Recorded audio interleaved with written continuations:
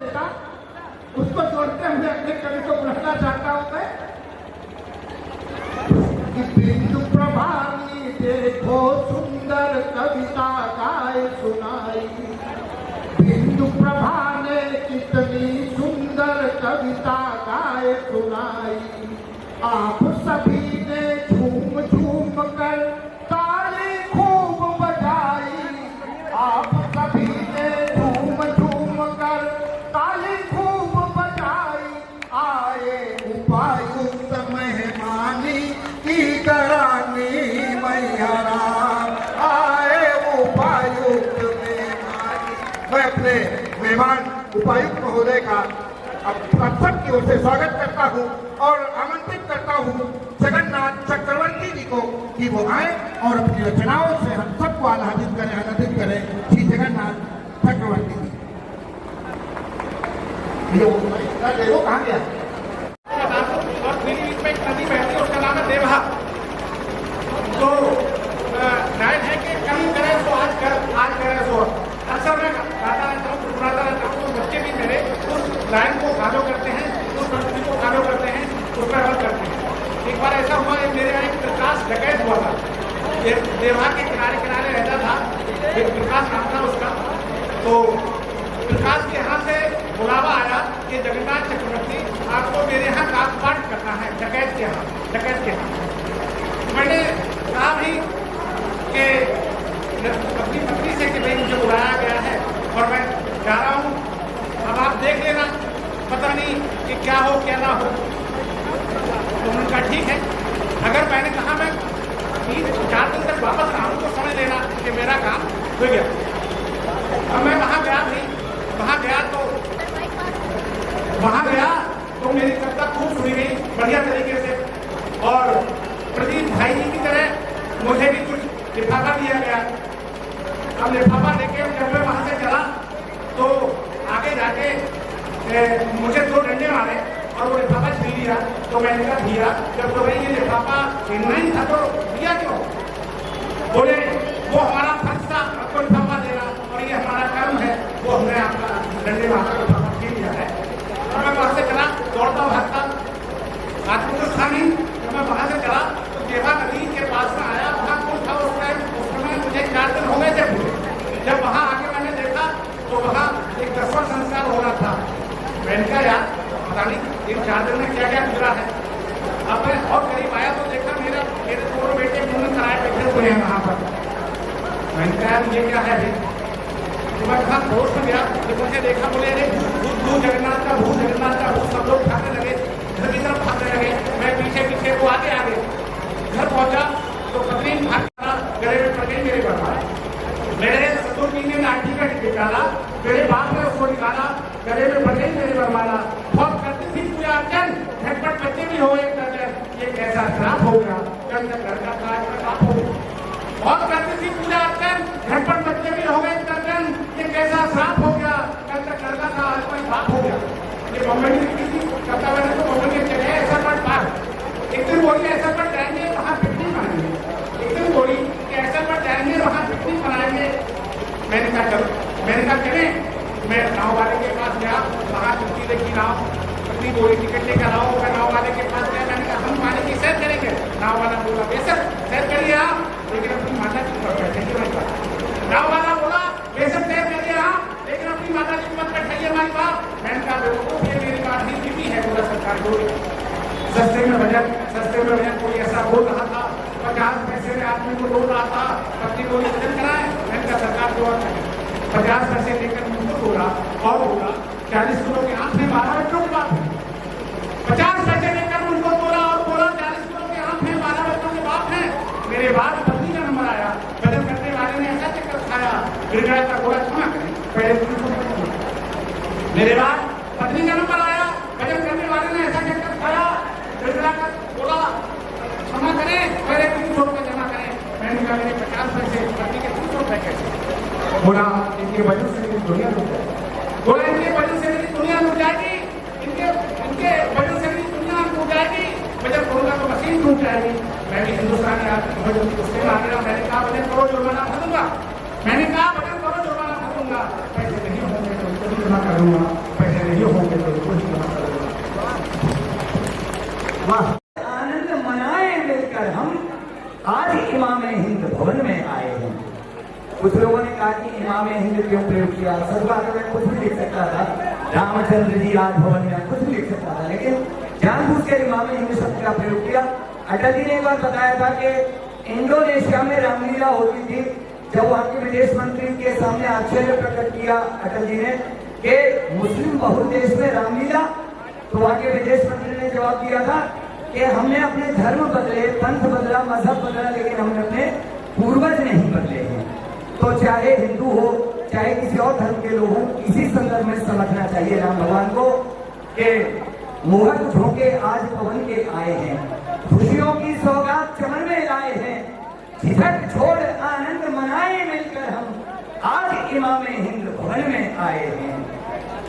हम अभाव से लड़े तथा सब साथ चले, निर्धनता की छाती पर हम मूंग डले, शबरी केवट राघव संग विकास लिखें, स्नेह सूर्य से घृणा तिमिर का नाश लिखें, स्नेह सूर्य से घृणा तिमिर का नाश लिखें, स्नेह सूर्य से घृणा तिमिर का नाश लिखें। बहुत बहुत धन्यवाद। कांति का नाम लिखे आमंत्रित कर रहा हूँ आदरणीय विश्वकांत मिश्र जी को, जो हमारे राष्ट्रीय अध्यक्ष हैं दिव्यांगम संस्थान के।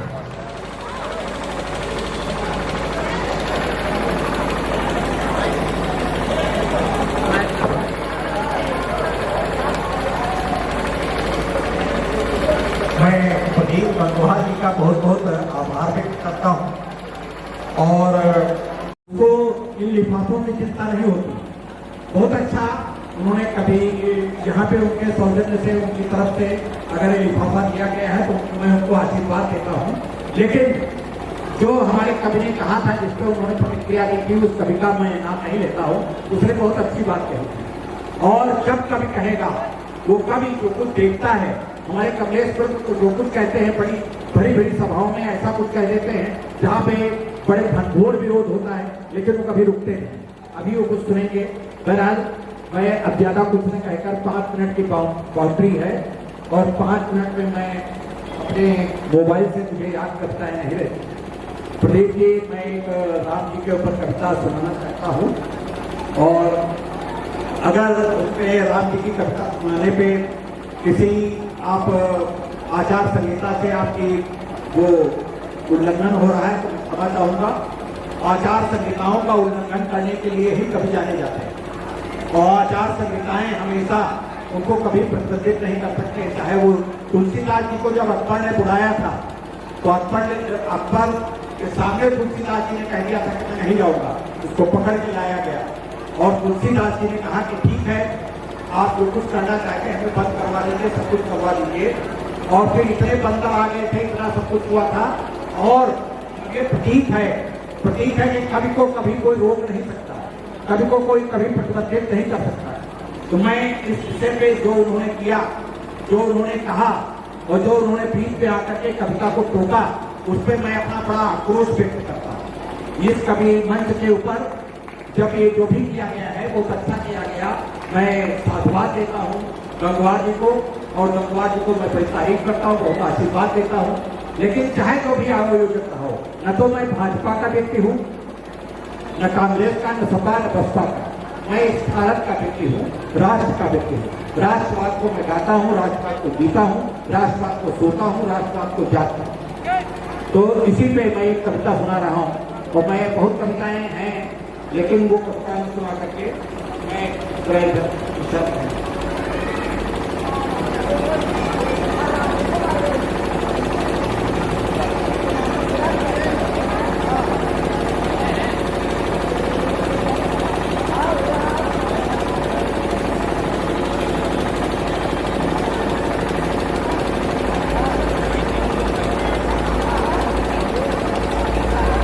स्वागत है।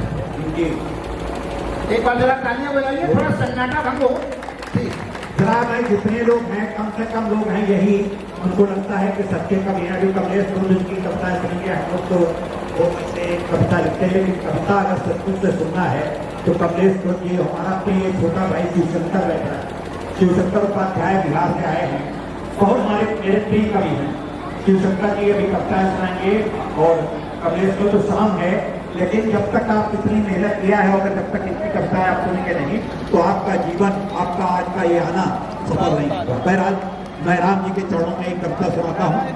मैं सुनील गंगवार जी को सादा निवेदित कर रहा हूँ। स्वागत है। देश जप रहा राम राम संग, नमो नमो का नाम है। हम नमो राघवाय नमः, नमो शिवाय नमः, और नमो का दूसरा अर्थ भी आप निकाल सकते हैं, लेकिन मेरा अर्थ है जो भी है, आप जो भी अर्थ निकालें। देश जप रहा राम राम संग, नमो नमो का नाम है आदित्य प्रकाशित चौदिस, योगी का ही काम है, योगी का ही काम है। अब से पतन शुरू है उनका, तब से पतन शुरू है उनका, तब से पतन शुरू है उनका। टेस्ट में राम को भिजवाया था, टेस्ट में राम को भिजवाया था। तब से पतन शुरू है उनका, टेस्ट में राम को भिजवाया था। नाम को भी प्रतिबंधित करके राम पे बंधन लगवाया था। उस जमाने में राम नाम भी कहना भी प्रतिबंधित हो गया था। उस बात को आज भी कोई प्रतिबंध लगाना चाहे तो हम क्या मानने को तैयार हो पाएंगे? बहरहाल कभी जगत तो कभी नहीं मानेगा। हमको आज भी दंश याद है, हमको आज भी दंश याद है। कठिन व्यथा का भान है, कठिन व्यथा का भान है। देश जप रहा राम राम संग, नमो नमो का नाम है। देश जप रहा राम राम संग, नमो नमो का नाम है। राम को कल्पित कभी बताया।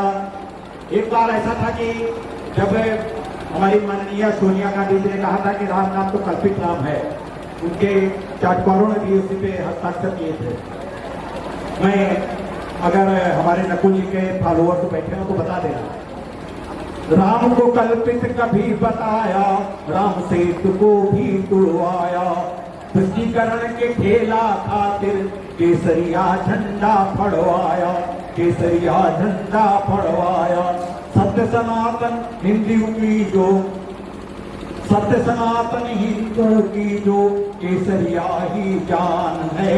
देश जप रहा राम राम संग, नमो नमो का नाम है। देश जप रहा राम राम संग, नमो नमो का नाम है।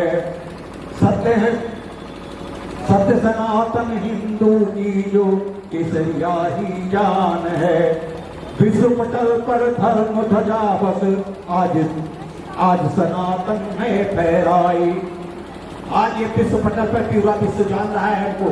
सब कहीं केवल रामोत्सव केवल भारत में नहीं, अमेरिका, कनाडा, मॉरिशस, टर्की तक में जो मुस्लिम देश है वहाँ पे भी कुछ अंशों में राम उत्सव मनाया गया। 160 देशों में मनाया गया, 160 देशों में मनाया गया।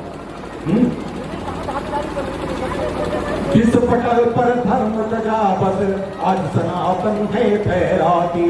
भारत के गौरव आंचल की ये पताका है लहराती। भारत के गौरव आंचल की ये पताका है लहराती।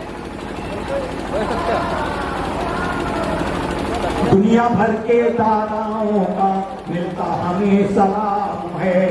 दुनिया भर के दादाओं का आज अमेरिका, फ्रांस, ऑस्ट्रेलिया सभी हमको सलाम कर रहे हैं। वाह वाह मोदी जी, हम आपको बॉस हैं, यू आर माय बॉस। दुनिया भर के दादाओं का मिलता हमें सलाम है। देश जप रहा राम राम संग, नमो नमो का नाम है, नमो नमो का नाम है। राम का मंदिर भव्य बन गया, अंतिम है। राम का मंदिर भव्य बन गया, 370 अब अतीत है। राम का मंदिर भव्य बन गया, 370 अब अतीत है।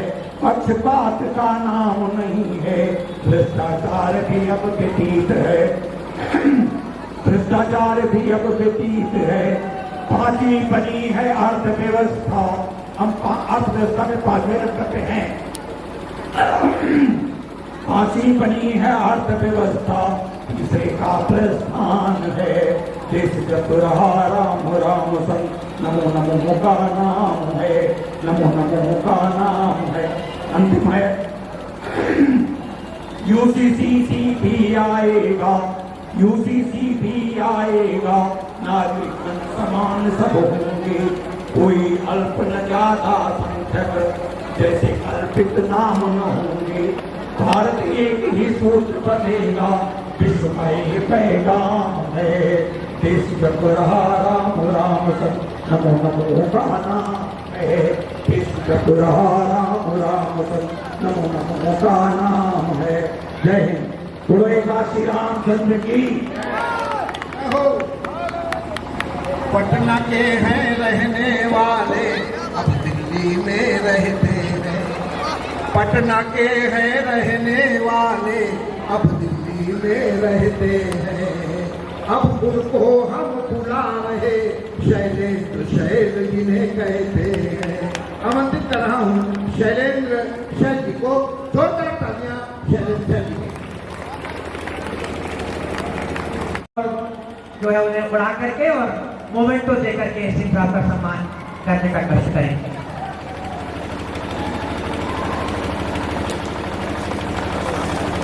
तालियां बजाएं, कार्यक्रम संयोजक का सम्मान हो रहा है। डिप्टी कमिश्नर उत्तर प्रदेश राज्य दिव्यांगजन श्रीमान शैलेंद्र सोनकर साहब का, जिनके आगमन से ये आज की सभा अभिभूत हुई, मुझे थोड़ा सा देर से पता चला, क्षमा प्रार्थी हूँ मैं सर। मैं सिंह साहब से और चौधरी साहब से अनुरोध करूंगा, चौधरी साहब सवाल उड़ा करके हमारे सोनकर साहब को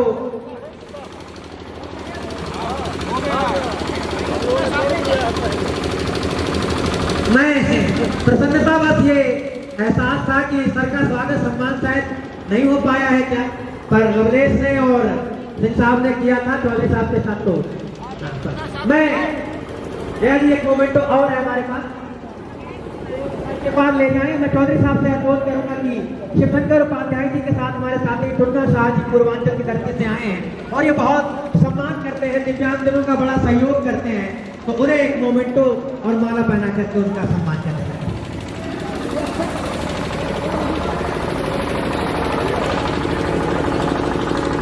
माला पहना करके और मोमेंटो दे करके टुन्ना शाह जी का जोरदार तालियां आप लोग बजा दीजिए और भाई शैलेंद्र शैल अपनी कविता का भाषण करें। ये बहुत जरूरी हो जाता है कि आप जितनी भी संख्या में है तालियों की झड़ी लगा दें और हमसे जुड़े। बात यहाँ से शुरू करते हैं। एक कविता में भारत में एक्सेसिबिलिटी के बारे में कैंपेन चलाया गया, बहुत शुक्रिया सरकार का कि उसने एक्सेसिबिलिटी कैंपेन जैसे विचारधारा और कल्पना को प्रकाश में लेके आए और सत्य कुमार सिंह जी जैसे लोग आते हैं, लोग जाते हैं, आते जाते वो मुस्कुराते हैं और शायद जब मिल गई अपनी मंजिल लोग तब रास्ता बताते हैं। तो अब वो कविता 5 मिनट में अपनी बात खत्म करी है कि पटना शहर नगर पे पैदल दिखाओ चल के, ये राज्य है तुम्हारा तनिको न आंसू छल के।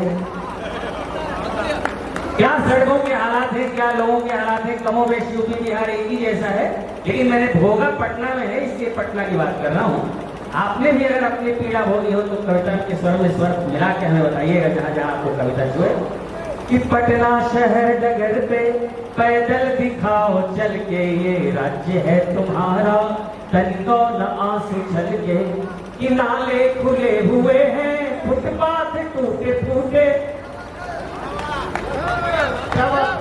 किनारे खुले हुए हैं, फुटपाथ टूटे फूटे, खंभे खड़े किनारे देखो न माथा फूटे। किनारे खुले हुए हैं, फुटपाथ टूटे फूटे, खंभे खड़े किनारे देखो न माथा फूटे।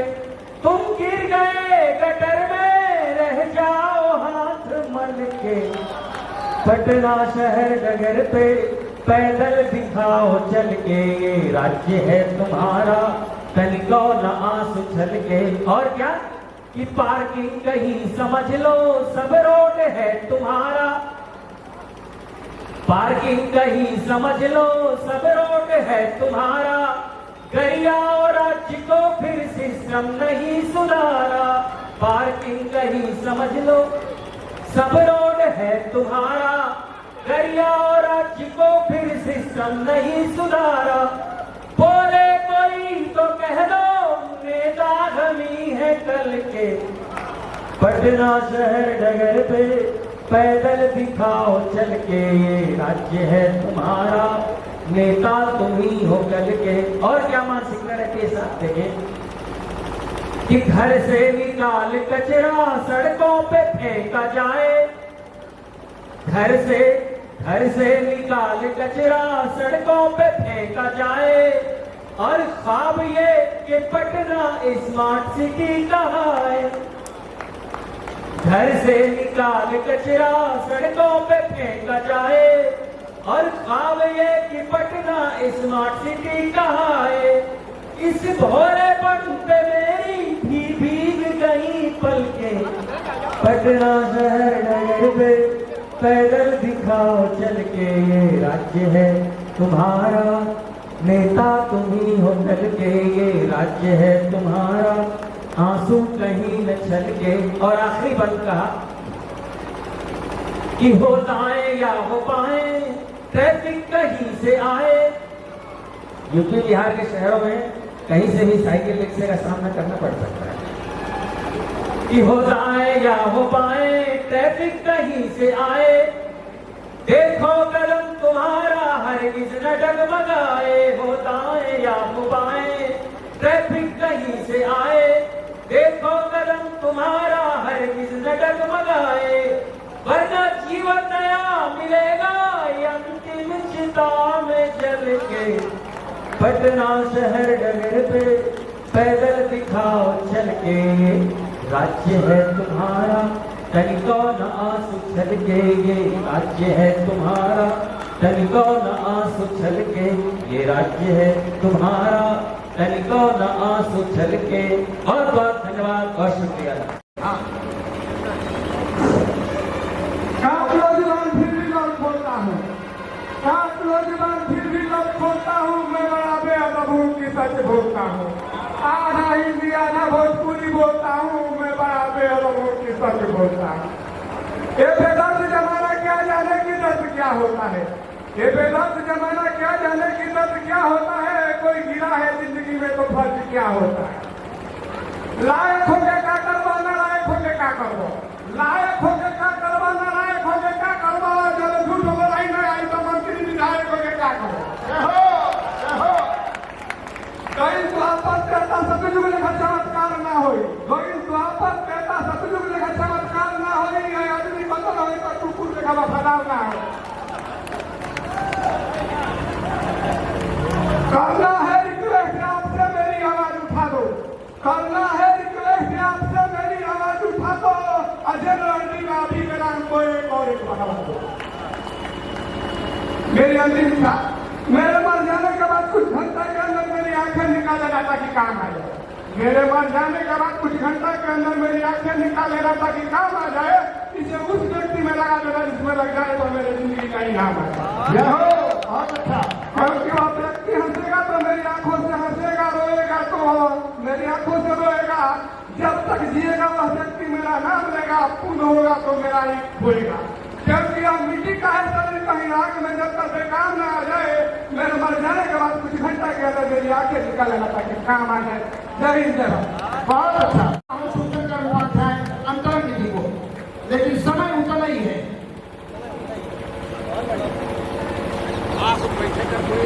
मैं और यथा योग्य अभिवादन निवेदित करते हुए सिंह साहब का, चौधरी साहब का, गंगवार जी का, जिन्होंने सेतु का काम किया, मैं इससे पहले आवेग में भूल ना जाऊं। मैं चाहूंगा कि बगल में बैठे हैं हमारे दो वरिष्ठतम कवि और उनके बगल में शॉल और मोमेंटो रखा है, तो मैं कमलेश जी से आग्रह करूंगा कि वो गंगवार जी को मोमेंटो दे दें और विष्णुकांत गुरुजी से आग्रह करूंगा कि वो उन्हें शॉल बढ़ा दें। विष्णुकांत जी आप भी। और अब मैं कविता पढ़ रहा हूँ। ये सबका सम्मान हुआ है तो प्रदीप जी को गंगवार साहब ना होते तो ये सेतु नहीं बन पाता। मैं आपकी व्यवस्था में व्यवधान डालने के लिए क्षमा चाहता हूँ। और नेताजी के चरणों में प्रणाम निवेदित करते हुए उनके जन्म सप्ताह के अवसर पर जब अपना मुल्क गुलाम रहा तुम बोल उठे आजाद हिंद, शव में भी फूके महाप्राण वह बोला जिंदाबाद हिंद। दिल्ली चलो का उद्घोष सुना, दिल्ली चलो का उद्घोष सुना, करना छोड़ा फरियाद हिंद। बर्मा जापान जर्मनी से कर उठा भयंकर नाद हिंद। दल दल मदद के दल दल में धस करने लगा विवाद हिंद। पर लक्ष्य एक दोनों का था इसलिए न किया विषाद हिंद। भारत माता की जय वंदे मातरम करे उन्माद हिंद। चल पड़ा खून देने आजादी पाने को आजाद हिंद। लालों पर गोली फांसी सुन भारत माता को चढ़ी मौज। दो नहीं एक 11 होकर, दो नहीं एक 11, एक हो गए जिन्हें 11 जानो। दो नहीं एक 11 होकर आजाद हिंद बन गई फौज। और देखिए नेताजी आजकल रोज छापने का को भी कह दिया जाता है, लेकिन नेताजी और नेताओं में भेद सुन लीजिए। नेताजी और नेताओं में सोने गुंजे का भेद सुनो। सोना एक दुख प्रकट करता है कि उसका कोलन गुंजी के फल के साथ होता है। तो नेताजी और नेताओं में सोने गुंजे का भेद सुनो।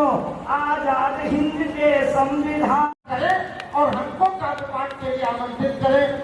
काल जनक कन्हैया यहाँ सोई, धनुष जग जही कारण होई। जिनके कारण आपका यह साहित्यिक अनुष्ठान साहित्यिक यदि संपन्न हो पा रहा है। जोरदार तालियां प्रदीप गंगवार जी के लिए। ताली जोर से बजाओ ताकि लगे कविता पढ़ी जा सकती है। भले ही कम हो तो क्या हुआ, मंच को प्रणाम करता हूँ।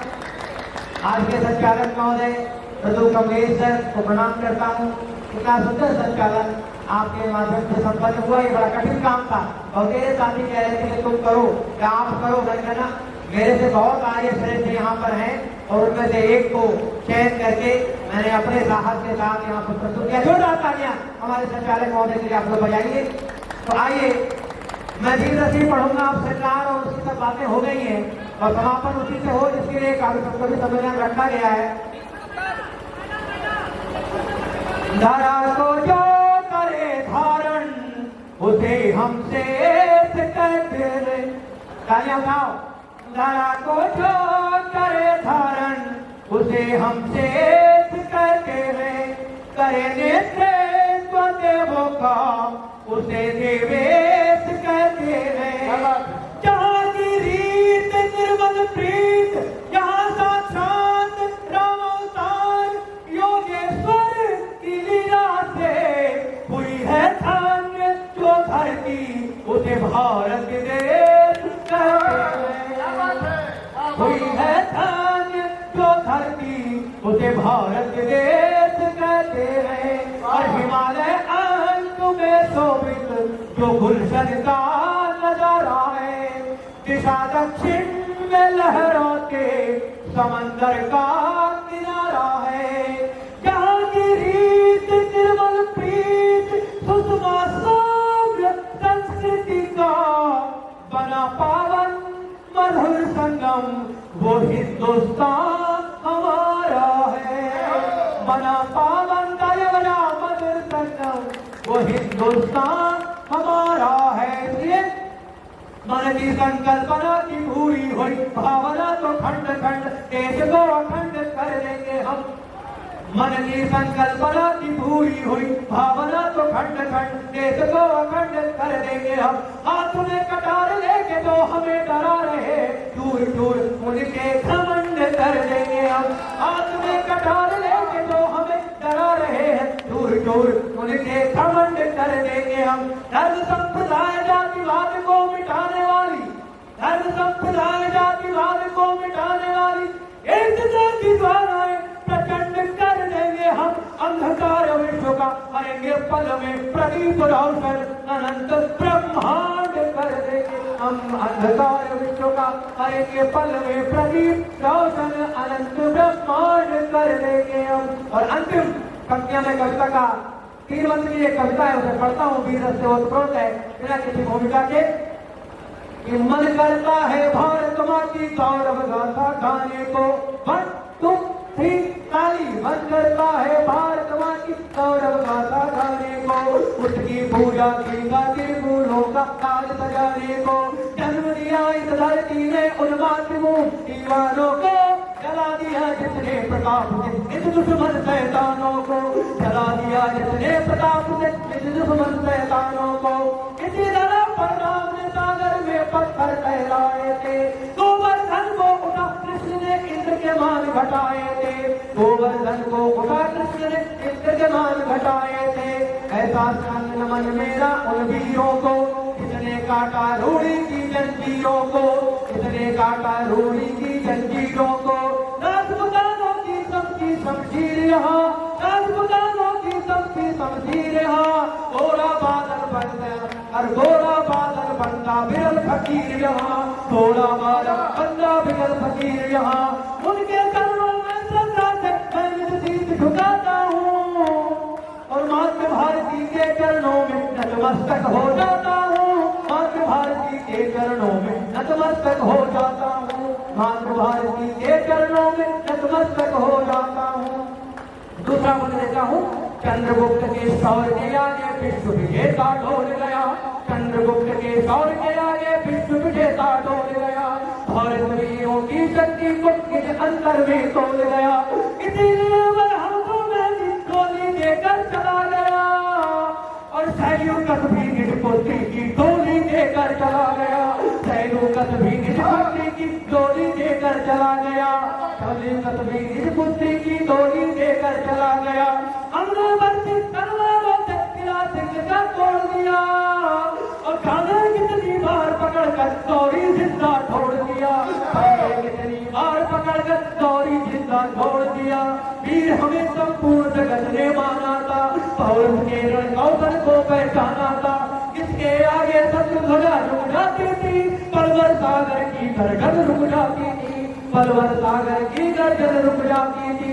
वर्तमान को मैं गौरवशाली अतीत बतलाता हूँ, और माँ के भारती के चरणों में अपना शीश झुकाता हूँ, माँ के भारती के चरणों में अपना शीश झुकाता हूँ। और अंतिम बंद कि नृत्य करता मगर मन गीत की लौ पर पकड़ना है, जटा त्रिशूलधारी रुद्र श्री चरणों में करना है, और समर्पित राष्ट्र सेवाओं से सेवाओं में वीरों की जुबां पर गीत वंदे मातरम कर में तिरंगा है, जुबां पर गीत वंदे मातरम कर में तिरंगा है। अंतिम बजे ले रहा हूँ।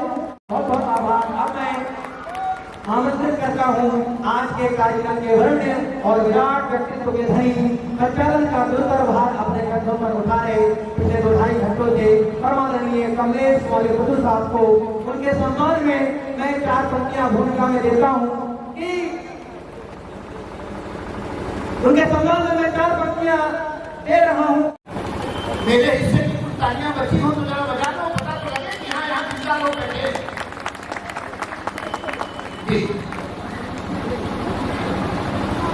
प्रदीप जी, मुझे लगता नहीं है कि अब मेरे लिए कुछ प्रदीप जी ने पढ़ने को छोड़ा है, और सभी ने वास्तव में सभी कवियों ने अगर बहुत अच्छा काव्यपाठ किया हो तो एक बार सबके सम्मान में आपकी तालियां आनी चाहिए। 4 पंक्तियां सभी कवियों के सम्मान में पढ़ता हूं मैं। हाँ, ये जरा शिखर वार्ता बंद हो जाए तब मैं काव्यपाठ प्रारंभ करूँ। हाँ प्रदीप जी, नहीं आप देखिए, एक बार क्या हुआ है, दिल्ली में रामलीला हो रही थी, और जब में रामलीला होती है, नाटक नौटंकी होती है, तो एक होता है वो प्रारंभिक करने वाला, वो जब डायलॉग बोलता है तभी सामने को अभिनय कर रहा होता है अभिनेता, वो अपने डायलॉग बोलता है। तो वो जो प्रारंभिक करने वाला था वो अंगद रावण संवाद चल रहा था,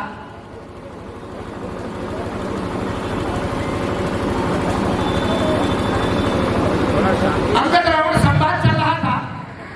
प्रारंभिक करने वाले ने अंगद के लिए डायलॉग बोला, हे रावण। अंगद दहाड़े, हे रावण। इतने में प्रदीप जी की तरह जैसे वो शिखर वार्ता कर रहे लो बीड़ी पियो।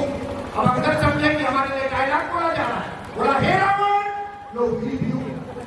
तो क्या पूछा तो यार की खुशगुजार कैसा आग कामत कर सकती है, ये हम जानते हैं। इसलिए जब तक हम बोले तब तक कोई न बोले, नहीं तो हम बोल जाएंगे। हाँ जी, तो आइए सभी कवियों के सम्मान में 4 पंक्तियां पढ़ता हूं कि लगाकर सभी पूरा दम पड़ रहे थे, लगाकर सभी पूरा दम पड़ रहे थे, जियादा तो कुछ लोग कम पड़ रहे थे, संचालक हूं मैं ये सभी रूप मेरे, जो पढ़कर गए, संचालक हूं मैं ये सभी रूप मेरे, ये सब पढ़ रहे थे तो हम पढ़ रहे, बहुत सारे गाना थोड़ा तालियां पढ़ रहे थे तो हम पढ़ रहे थे। मैं तो धन्यवाद देता हूँ प्रदीप जी को, आप सबको, कि कम से कम इतने हमारे भारत में छोटा बच्चे, नहीं तो जब संचालक का या अध्यक्ष का नंबर आता है तो उस समय तो केवल लाइट वाला, बाइक वाला, टेंट वाला बचता है। थोड़ा तालियां बजाओ जरा के लिए, थोड़ा तालियां लेकिन अभी तो देखिए बच्चे भी बैठे हैं, हमारे नौजवान साथी भी बैठे हैं, बुजुर्ग दादा उधर बैठे हुए हैं। आप सबको 4 पंक्तियां देता हूँ पूरे प्रदेश को कि लाल कालों की है सुर्खियों को नमन, लाल कालों की है सुर्खियों को नमन, और बुजुर्गों की मृदु झुर्रियों को नमन, और बुजुर्गों की मृदु झुर्रियों को नमन। अब तलक जो है बैठे सभी को नमन, अब तलक जो है बैठे सभी को नमन, और खाली पड़ी कुर्सियों को नमन, और खाली पड़ी कुर्सियों को नमन।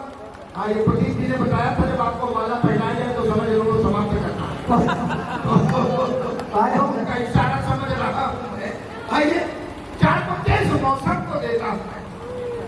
कैसा ये ठंड का मौसम है, शीत की है भाई अभी तो हमें कपड़ा पहले पर जाई नजारा, शीत की है भाई अभी तो हमें कपड़ा पहले पर जाई नजारा, और पानी के देखी के काया देवानी गला मृदु मांगे तू सादा का काला, और भागी गई गर्मी वह जाने कहा जब शीत का बाज नगारा, भागी गई वह गर्मी वह जाने कहा जब शीत का बाज नगारा, और हाथ पाऊं बजावती ले जम दांत सुनावती मानव पहाड़ा, बजावती ले जम दांत सुनावती मानव पहाड़ा। और मित्रों इस युग का ऐतिहासिक दिन था 22 जनवरी, जब प्रभु श्री राम 496 वर्ष के बाद 1528 में भी बाकी ने बाबर के कहने पर और उस मंदिर को ध्वस्त किया था, और आज फिर मंदिर जो है अपने आस्था के कारण बना हुआ है। कई लोग पूछते थे कि जब भगवान अपना मंदिर नहीं बचा पाए तो आपके ऐसे भगवान के लिए आस्था क्यों है? उनको इस आस्था ने दिखा दिया जिसके बारे में सर इकबाल ने कभी लिखा था, यूनान मिस्र रोमा सब मिट गए जहां से। कुछ बात है कि हस्ती मिटती नहीं हमारी, तो ये जो हस्ती है ये हमारी आस्था के कारण है। हमारी आस्था नहीं, 500 वर्ष बाद फिर 76 बार युद्ध हारने के बावजूद और न्यायालय से निर्णय आने के बाद और फिर से आज वो आस्था का मंदिर, भगवान राम का मंदिर फिर से हमारे सामने पूरा विश्व उनके आंगन में नाच रहा है। तब 4 पंक्तियां आपके लिए 500 साल का पाप क्षय हो गया, 500 साल का पाप क्षय हो गया, भाग्य भारत का फिर से उदय हो गया, भाग्य भारत का फिर से उदय हो गया, भाग्य भारत का फिर से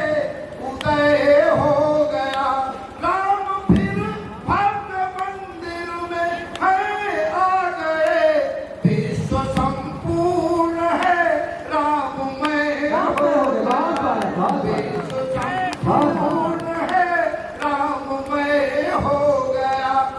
हम राम की बात क्यों करते हैं? क्योंकि राम के बिना इस राष्ट्र की कल्पना ही नहीं हो सकती। वो तो इस राष्ट्र की आधारशिला है, हमारे भारतीय लोकतंत्र की आधारशिला है, सनातन की आधारशिला है। आइए 4 पंक्तियां पढ़ता हूं। इन राक्षसों से त्रस्त देश को दिलाने हेतु प्राण कष्ट भोगा यह राष्ट्र भक्ति का प्रमाण है। राक्षसों से त्रस्त देश को दिलाने हेतु प्राण कष्ट भोगा यह राष्ट्र भक्ति का प्रमाण है। और गीत शबरी निषाद वानर भालुओं के प्रति प्रेम कर एकता की पहचान है। और राष्ट्र भक्ति का ही परिचायक है राम का ये घोषवाक्य, जन्मभूमि स्वर्ग से महान है। और राम और राष्ट्र एक दूसरे के पर्याय, राम गुणगान राष्ट्रगान के समान है। राम गुणगान राष्ट्रगान के समान है। ये कुछ श्रोता तो तालियां बजा रहे हैं और कुछ तो श्रोता ऐसा बैठे हैं कि जैसे लगता है कि कभी सम्मेलन में नहीं आए, कभी की तरह ही नहीं आए। ऐसे श्रोताओं तक 4 पंक्तियां भेज रहा हूं। ये श्रोता हमें कैसे ले रहे हैं कि कुछ श्रोतागणों में से चुप्पी साधे बैठे हुए, लगता ही नहीं कि मरे हैं या जिए हैं ये। और आह भी न करते हैं, वाह भी न करते हैं, चुपचाप बैठे हुए होठों को सिए हैं ये। और यहाँ की जैसे मरखंड में जला के रखे गए होंगे, लगता वही बुझे हुए दिए हैं ये। और यहाँ किसी विवाद की वजह से तब उठाए नहीं जा सके हैं, कुर्सियों पे धरे ताजिए। नमन करता हूँ, अगर आप बैठे हैं तो कम से कम जिंदा दिल होकर के बैठिए। जिन राम और कृष्ण के बिना इस राष्ट्र की कल्पना नहीं हो सकती। हमारे यहाँ के इस देश के कुछ नपुंसक नेताओं ने सर्वोच्च न्यायालय में हलफनामा दिया कि राम तो हुए नहीं, कृष्ण तो हुए नहीं। तब 4 पंक्तियां आपके, और ये तब कहते हैं जब राम सेतु जैसा पुष्प प्रमाण हमें मिल गया। द्वारिका तो हमें बहुत पहले मिल गई थी। हमारी सनातन की जिन चीजों को लोग उपहास मानते थे, आज उनके प्रमाण वैज्ञानिक खोज रहे हैं। शेषनाग की वो सैया प्रशांत महासागर में फ्रांस और जर्मन के वैज्ञानिकों ने खोज दी है। 200 वर्ग किलोमीटर में फैली हुई है। नाम दिया है सर्पेंटाइन रॉक। और जब वैज्ञानिक बताते हैं वो हिलती जुलती है, तब सुनामी जैसी घटनाएं होती है, भूकंप आते हैं। तब 4 पंक्तियां पढ़ता हूं कि राम से भी मिला है और द्वारिका भी मिली, क्या ये तथ्य सत्य की गवाही नहीं देता है। राम से भी मिला है और द्वारिका भी मिली, क्या ये तथ्य सत्य की गवाही नहीं देता है। और राम जन्मभूमि की खुदाई में मिला प्रमाण, सावन के अंधों को सुझाई नहीं देता है। सावन के अंधों को सुझाई नहीं देता है। सावन के अंधों को सुझाई नहीं देता है। और राम और कृष्ण के ही नाम पे करोड़ों लोगों को पुकारा जाना भी सुनाई नहीं देता है। और राम और कृष्ण को जो मिथक बताते उन उल्लुओं को दिन में दिखाई नहीं देता है। उल्लुओं को दिन में दिखाई नहीं देता है। तो मित्रों, ये राम तो फिर से भव्य मंदिर में विराजमान हो गए हैं, लेकिन राम मंदिर का उद्देश्य यही पूर्ण नहीं हो जाता है। हमारा उद्देश्य है राम राज्य की स्थापना करना और फिर से इस भारत देश को जो राम के समय में था वैसा अखंडित देश बनाना। इसलिए अंत में 4 पंक्तियां आज हम इस सुभाष जयंती के अवसर पर संकल्प लेकर के गए। अब ये कवि ने कहा था कि सुभाष कहाँ है, तो हम में ही है। चंद्रशेखर और भगत सिंह से बलिदानी हम में ही है। चंद्रशेखर और भगत सिंह से बलिदानी एक नहीं सैकड़ों छुपे हैं हमने सुभाष सेनानी। एक नहीं सैकड़ों छुपे हैं हमने सुभाष सेनानी। उठो जान लो भारत माँ के बांके वीर जवानों, जागो जागो नींद उठो निज शक्ति को पहचानो। जागो जागो नींद उठो निज शक्ति को पहचानो। तो अंत में 4 पंक्तियां संकल्प भी लेकर के जाए हमने आपसे कि बलिदानों से प्राप्त हुई ये स्वतंत्रता है, इसको मिटने नहीं दे देश का मस्तक ऊंचा रहे, इसकी गरिमा घटने नहीं देंगे। और धरती ही नहीं ये हमारी है माँ, फिर अंग कोई कटने नहीं देंगे। और हम आप प्रतिज्ञा यही कर ले मृदु, भारत को बटने नहीं देंगे, भारत को घटने नहीं देंगे। बोलिए भारत माता की, भारत माता की, वंदे वंदे, जय श्री राम। बहुत बहुत धन्यवाद। बहुत बहुत स्वागत है। ग्रामीण उपायुक्त सोनकर जी दूर दूर से आए। अभी जिन्होंने आज पूरे दिन अपने जोश से इस प्रांगण को बेहतरीन कविताओं से नवाजा, और जिसका असर यह है कि बेचारे टेंट वाले अपना टेंट बटो रहे हैं, लेकिन श्रोता अभी भी यहाँ कृपया थोड़ी देर 5 मिनट शांति बनाए रखें, कुर्सी न बटोरे, शोर होता है, प्लीज 5 मिनट। तो ऐसे सफल कवि सम्मेलन जिसका आयोजन हुआ, मैं प्रदीप जी को, उनकी पूरी टीम को, सत्य कुमार सिंह जी को और यहाँ आए सभी कवियों को, संचालक महोदय को, जिन्होंने बहुत बेहतरीन संचालन यहाँ किया और इस कवि सम्मेलन को जगाए रखा, मैं सबको बधाई और धन्यवाद देता हूँ। और मैं आयोजन सफल आयोजन के लिए प्रदीप जी को बहुत बधाई देता हूँ कि उनकी मेहनत रंग लाई और एक ये विशाल कवि सम्मेलन जो बहुत दिनों से वो करने की इच्छा रखते थे, वो सफल हुआ। अब मुझे ज़्यादा कुछ नहीं कहना है, मैं आप सब लोगों को धन्यवाद कहते हुए अपनी बात समाप्त करता हूँ। धन्यवाद।